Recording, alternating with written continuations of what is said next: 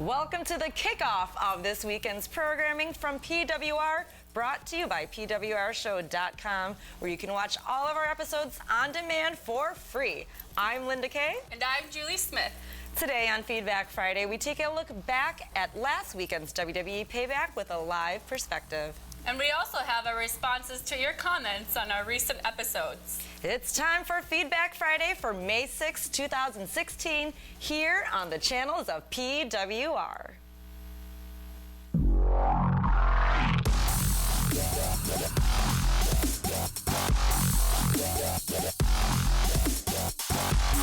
Welcome, ladies and gentlemen, to the Pro Wrestling Report Feedback Friday. Damian Nelson sitting alongside David Hero. And David, how the heck are you here on the post-Cinco de Mayo edition of Feedback Friday? Survived. You did survive. That's good. I was out with Mean Gene last night. We had a few final. Yes. Oh, my. He's still sleeping, actually. Is that right? Did you slip him something? You put eye drops in his drink? No. Well, that would have. Did you know that was a thing? Yeah, of course. Didn't know that. Yeah, just don't sneeze. Well, I wonder why you always carried Visine around with you, and I'm like, your eyes seem fine. They're not even red, Well, but there's it's just certain weird. people that just needed a good cleansing. The unwashed? Yes. So you had a good Cinco de Mayo with Scheme Gene? Yeah, he doesn't like that. He doesn't? Don't know. He went by it? Oh, that wasn't him. That wasn't him. But Gene's in town for a very important thing going on this weekend. Yeah, he's going to be in town tomorrow at the Super Friends Fan Fest here in Milwaukee at superfriendsfanfest.com. He'll be there with Mr. Wonderful Paul Orndorff, Cowboy Bob Orton, Melina, Thea, Angelina Love, Velvet Sky, Ricardo Rodriguez, Marty Jannetty, and then, of course, the NWO. Wait, so you're partying with me and Gene last night and not Marty Jannetty? Or is he not in town yet? No. Marty comes in tonight. Okay. I cannot. You got money set aside? Bro, Vegas. I saw with these two eyes. Yeah. He likes to have fun, as do we, by the way. Yeah, but I mean, did Bob Orton get his arm fixed yet? No, he's still in the cast. He's got a great one. Folks, let's go to this week's top story and WWE Payback. Wait. Isn't this feedback? Why are we doing stories? Well, for the last 4 or 5 weeks, if not 2 or 3 months, we've done top story on feedback. I haven't been paying attention. Ladies and gentlemen, WWE Payback was last Sunday on pay-per-view and the WWE Network, and it was billed as the first pay-per-view of a new era in WWE. And when you really look at the stars and matches, they certainly gave it a shot. The event took place in the always raucous Allstate Arena in the suburbs of Chicago, and Dave and myself were there live in attendance. Now, obviously, you saw us during the Shane McMahon, Stephanie McMahon segment. I don't know. I don't look for myself on TV. I'm on TV every week. You don't have to, but when the world is telling us we're there. The crowd was wild indeed, but this time I think WWE actually gave them a reason to be. First, the matchup between Sami Zayn, who's endorsed, of course, and Kevin Owens was beyond spectacular, not only from a wrestling standpoint, but the build going into the match and the story told in the ring were excellent. To that point, David Hero, they talked about the 14-year history between these two men while not having to reveal that a lot of that happened outside of the WWE world and that Sami Zayn was behind a mask when most of it happened. And you know what? They did, and they acknowledged a lot. They showed older pictures. Of course, they're not going to show them with the mask on because it's not Sami Zayn. That would be very generic of them. So, yeah, how about that? Like yesterday, how would you have said very generic? El Generico? El Generico. Yeah. See what I did there? Yeah, L with a E-L. Yeah, the generic. But yeah, you know what was crazy about watching the Payback pay-per-view? It was like watching a Ring of Honor show from like 3 or 4 years ago. In some cases it were, and ultimately Kevin Owens got the win in that matchup over Sami Zayn, but what happened after the match? That was the amazing thing. Is that right? Yes. You didn't think so? I didn't know who would win, nor did I care going into it, because I knew I'd be entertained. Sami Zayn needed the win, I thought, because to get elevated to the same status as Kevin Owens, but he then took out everybody. Well, let's get to that. And what happened after the match was almost as important as what did happen during the match.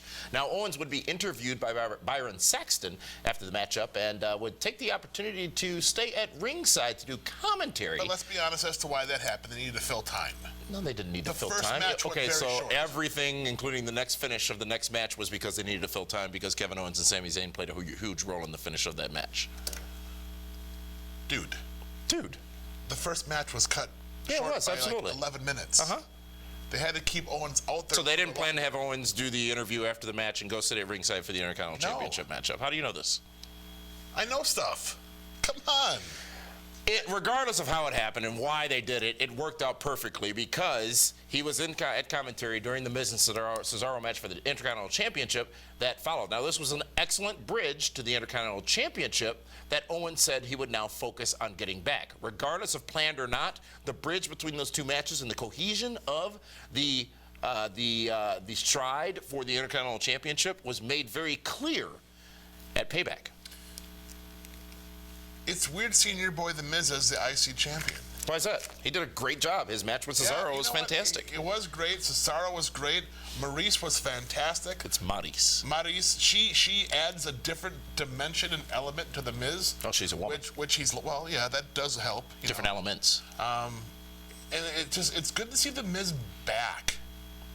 I mean, I was never a big Miz guy the way you were. He's endorsed. But it's good to see him mean something again than just being uneventful. So Maurice has made The Miz great again. Yes, absolutely.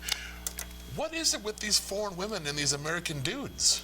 Folks, of course, this shenanigans led to Sami Zayn coming out and attacking Kevin Owens while he was doing commentary and then causing a distraction in that championship matchup, allowing Miz to get the win with a pinfall and a roll-up, of course, with a handful of tights on Cesaro as well. Now, the entire sequence between the two matches was both meaningful and intriguing, and it also elevated the importance of the Intercontinental Championship with so many great competitors chasing after it. Yeah, and they're making it mean something again.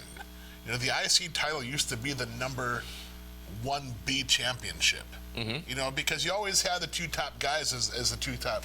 You know, it was Hogan and Savage, or it was Hogan and Steamboat, or it was Hogan and Warrior. You know, it was always. Let's not forget the Honky Tonk Man.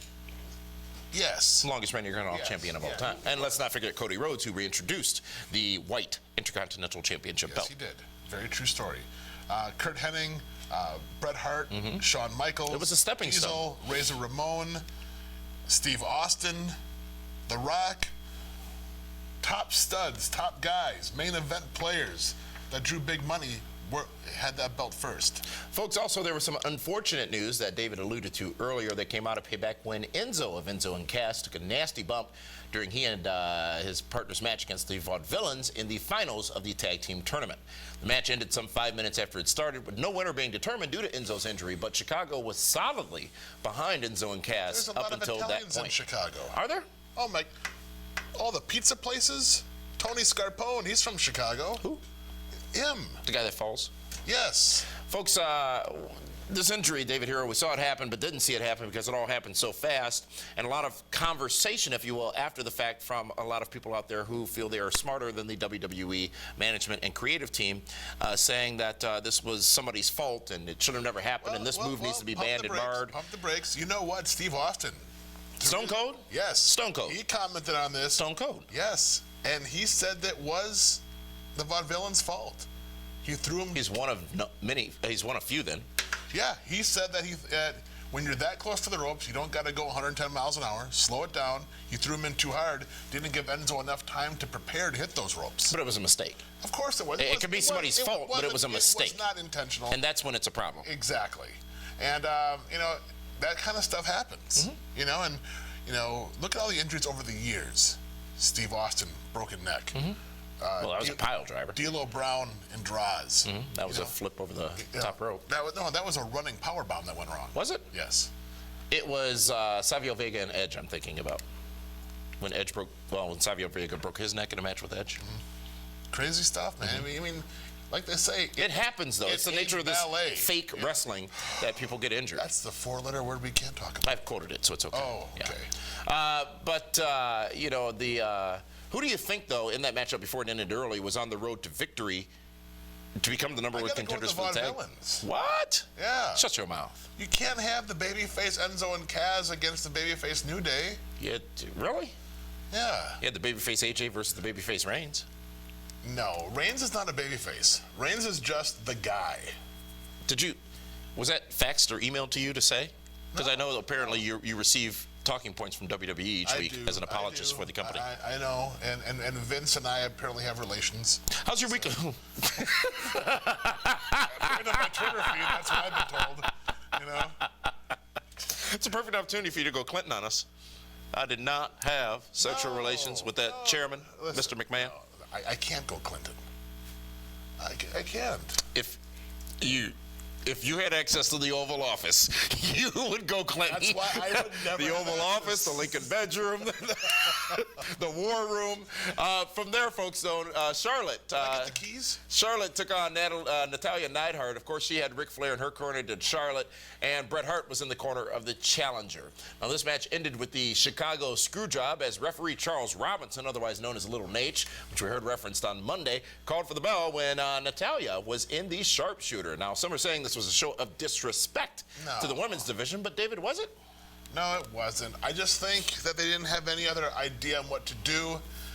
And, you know, you can't bring Bret out there and have his niece lose. I mean, I just think it was poor booking. Really? So you didn't Yeah. like it? You didn't think that's the finish I should have gone No, with? not at all. Clearly, and be the booker, you didn't. You selected that I figured Natty was going to win, but I enjoyed the finish. I thought it was relevant and made sense. Explained it why Bret Hart relevant? was out there. That's not why Bret Hart was out there. From my perspective, it did explain it. But here's the problem. So why was he out there? Here's the thing. The thing is this. What's the thing? Where was the heat for that? Ric Flair and Bret Hart didn't have any exchanges back and forth. They didn't lay any groundwork leading up to that Charles Robinson is Little Nate. But Charlotte cheats to win, right? So they brought in the family referee to cheat to win. Makes perfect sense to me. Can you look at things from a fan's perspective sometimes? I do. Did you enjoy it? No. You didn't enjoy the match? No. Okay, so you thought it was a crap match between Charlotte and Natalia because of the finish. The match was Have you morphed? Are you a random No, Twitter fan no, with a fake screen name? No. Because you sound like it. No, mine has two Your R's. girl didn't win, so now you're upset. WWE No, sucks. my girl is Alicia Fox. She wasn't in the match. It's fine. Explains why she's your girl. There was no, that was, what, 15, 16, 19 years ago that happened? 1997, yeah, that's a long time ago. Yeah. But everybody's familiar with it. 19 years ago. Everybody's familiar with it. I don't know. It's just like, why do you bring out Bret Hart for that? Well, finally, folks, Roman Reigns took on AJ Styles for the WWE World Heavyweight Championship. And while the scenario we thought that might play out with the Bullet Club and Anderson and Gallows didn't, there were still shenanigans in this match as both, along with the Usos, got involved during the contest. Now, even with the interference, Roman Reigns was able to score a pinfall victory on AJ Styles, but this match was a defining moment for the WWE Champion, as you, David, have pointed out on your social media accounts. I think that match was the best one I've seen in a long time. Best match, not just including those two competitors, but best overall? I think best Roman Reigns match. Best Reigns match, okay. Best, yeah, I mean, it was really good. Better than thought, right? Yeah, I mean, I wasn't sure because they're both two different styles. And they both do two different No, kinds one of style things. is one's Reigns. And AJ was there for everything, and Roman Reigns was there for everything, and Roman Reigns he didn't care if he was booed or he didn't care if he was cheered. He went out there and he was fighting like he had to defend his title. And defend his status as champion. Yeah, and he didn't care if his foot was on the rope, if he kicked out, he wasn't going to get beat. So It was a different Reigns, you said. I loved it because he doesn't have to be a babyface. He doesn't have to be a heel. And you know what's funny is, these are my notes. You don't even read notes, and I'm surprised you're promoting this scripted talk that the machine is trying to force down our throats. You know what's funny is people ask me, oh, when are they going to turn Roman Reigns heel? You know, why? Are they going to boo him any louder than what he's already getting? I mean, seriously. So you turn him heel, they're going to cheer for him? Well, But right? yes. I mean, that's one of the most. I don't understand why people say, "Oh, you got to turn him heel." So it can He's be their already idea. being booed. Yeah. You know, it's not going to make one bit of difference. But Roman Reigns made AJ Styles a bigger star, and AJ Styles made Roman Reigns a better performer. Now, I think that is a completely valid statement, but a lot of people may challenge that statement because AJ Styles already is a bigger star, but he is not Okay. on a platform You know what? Hold on a second. such as WWE. AJ Styles, amazing, phenomenal talent, one of the best ever. Absolutely. Here's the thing. Yes, Hunter. He's never made his name in WWE. And that's the thing. And until you have been in WWE, you're a great talent. Once you make it to that then you become a star. While there are a lot of people who, cheered for AJ Styles when he debuted at the Rumble and cheered for him again in Chicago, there is a great number of fans. Keep in mind, a lot of people that were cheering are simply following because of those cheers, but there are a great number of the members of the WWE universe that have not been exposed to AJ Styles in TNA or New Japan or Ring of Honor. So, as you're saying, David Hero, this match established him as that star with those fans. Here's the beauty of the timing for AJ Styles. His debut was in Orlando, where he spent the last 11 years with TNA. Yeah. So all those fans have seen him and they're familiar with him, okay? Then his first main pay-per-view is in Chicago, where it's a strong wrestling A lot of smart fans. Yes, where Ring of Honor has been for years. Everything has fallen in place for AJ Styles.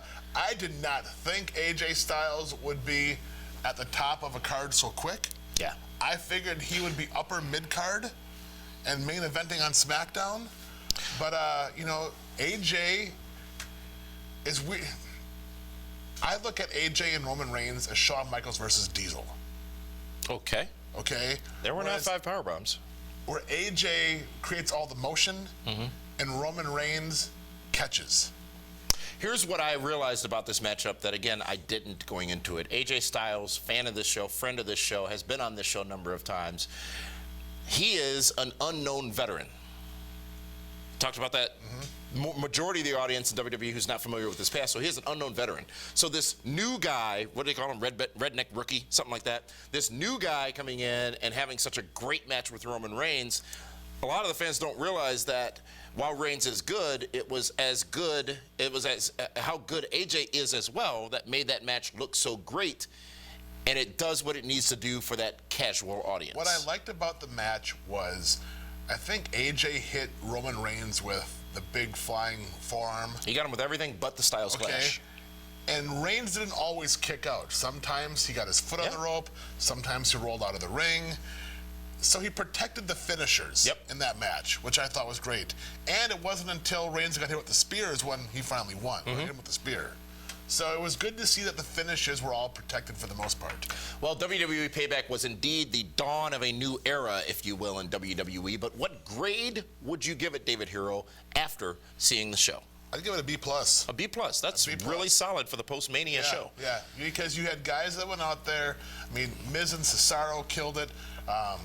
Owens and Zayn killed it. Styles and AJ killed it. Are you a Zayn fan yet? Oh, I like Sami Zayn.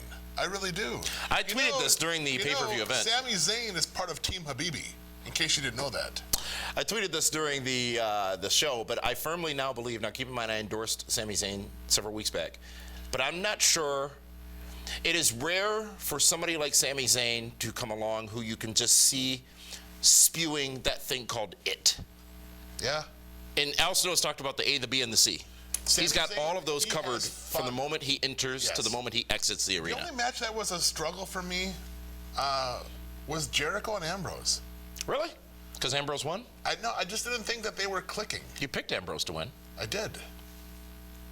Well, folks, thank you for that B+, David Hero. I'd be more in the A- category because I think it was a great show, given the fact that Jericho, Miz, Roman Reigns, not even Reigns, Jericho, Miz were the only old school talents, if you will, on the show. You know what I mean? Yeah. Oh, yeah. That's a significant statement for this show. Keep in mind, Cena's coming back. No, understood all that, but they weren't on this show or any part of it, and we both just gave it a very high grade. And but there were no. Oh, we didn't talk about Kalisto and Ryback. That was on the pre-show. You know, the pre-show stopper tomorrow on primetime. It's a tease. Folks, when we come back, we've got your comments, and there are some doozies on our recent episodes of the Pro Wrestling Report. We'll be back in just a moment. Jay Lethal here, the Ring of Honor World Champion. And the Gingerlicious and Dangerous Taylor Hendricks. And Ring of Honor is presenting Global Wars live from Chicago on May 8th. It's the best professional wrestling on the planet, and you can experience it live in the comfort of your own living room thanks to the app called Fight TV. All you got to do is go to the App Store and download it, but do me a favor, remember, when you're searching for the Fight TV app, Fight is spelled F-I-T-E. Welcome back, ladies and gentlemen, to the Pro Wrestling Report Feedback Friday. Damian Nelson sitting alongside David Hero. And, folks, a couple of weeks ago, we discussed the challenges facing TNA wrestling, and to say it has been a hot topic as of late is an understatement. As expected, many of you have had thoughts on this episode, so let's get right to some of those comments right now. Firstly, a user on the name of user on YouTube with the name of Elos Curo, could be a real name actually, said, and I quote, I think he's referring to you, David Hero. And I quote, excuse my language here as I'm going to read this verbatim. Who's this dude and why does the people think he knows shit?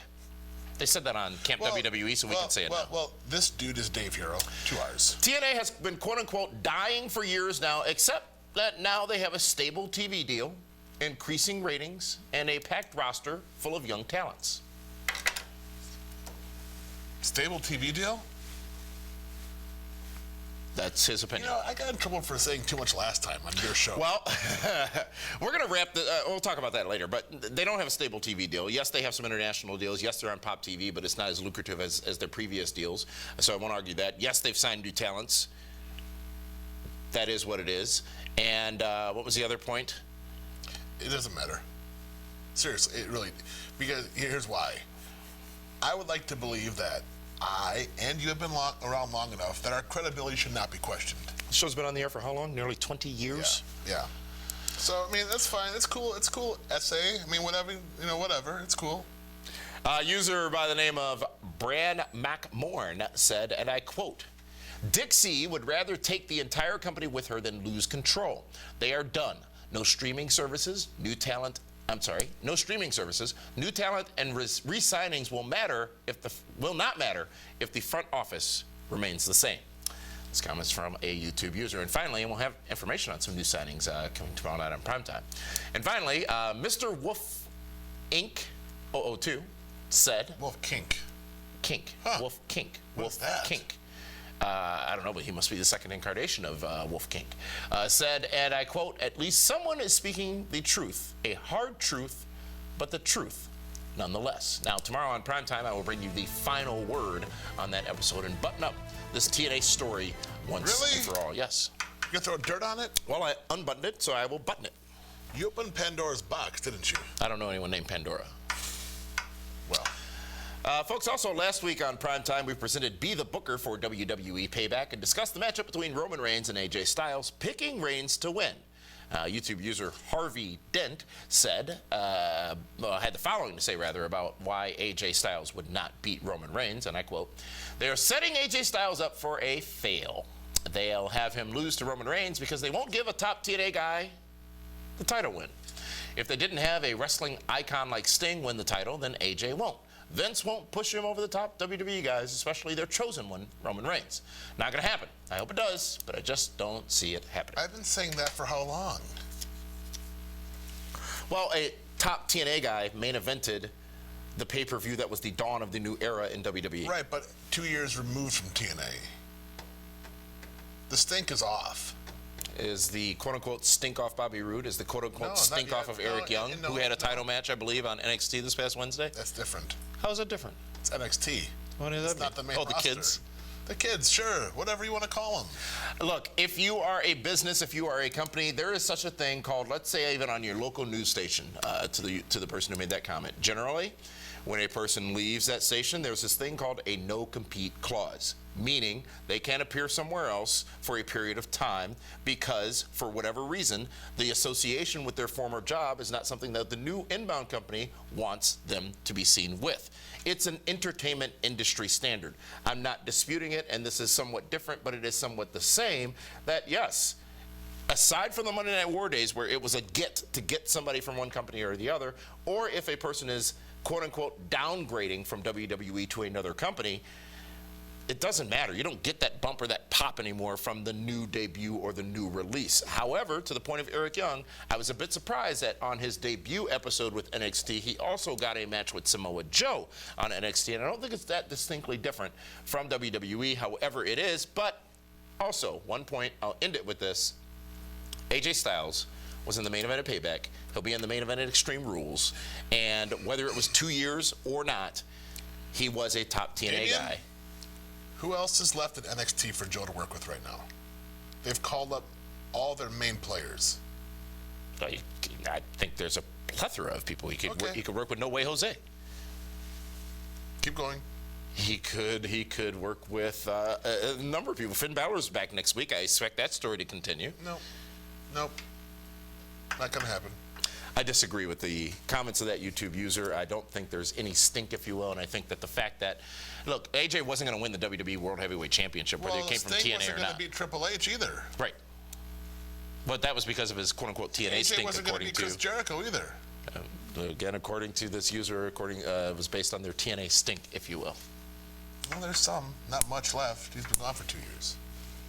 In all seriousness, it is known widely that WWE views TNA as non-existent. Do they really care? Yeah. Of course they do. I don't think they do. Then you would be wrong. I don't think so they many do. other people. What's the proof that they do care? Who from TNA has come in and has ever gone straight back to the top?